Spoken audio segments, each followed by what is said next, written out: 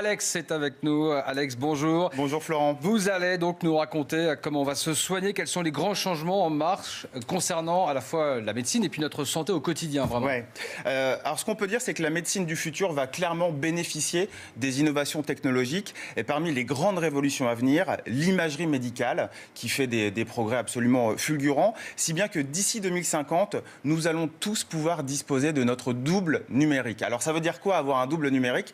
C'est très simple, regardez ces images. Il suffira en fait de nous faire scanner de la tête aux pieds en 3 dimensions, bien évidemment par notre chirurgien, par notre médecin, qui pourra se balader virtuellement dans notre corps comme on se balade dans un jeu vidéo. Sauf que là, évidemment, ce qu'on verra, ce sera l'intérieur de notre corps en temps réel. Donc le médecin, le chirurgien pourra visiter les moindres recoins de notre anatomie sans rien endommager. Donc c'est absolument révolutionnaire. On sait que voilà, il y a des examens qui sont parfois douloureux, qui prennent du temps, parfois sous anesthésie générale. Tout ça, ce sera vraiment relégué au passé. Ça paraît complètement dingue. Ouais. La technologie qui va donc optimiser cette phase du diagnostic médical, mais aussi l'étape de l'analyse.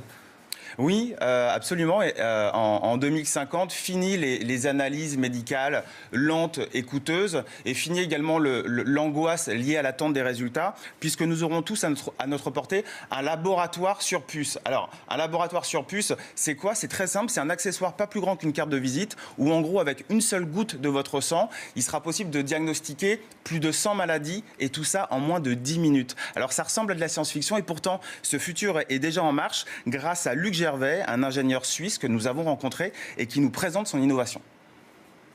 Le laboratoire sur puce est composé de 2 composantes principales, la puce microfluidique qui est jetable et le lecteur qui est réutilisable. Il est très facile d'utilisation. Je commence en me piquant le doigt. Je prends une goutte de sang que j'insère ensuite sur la puce microfluidique.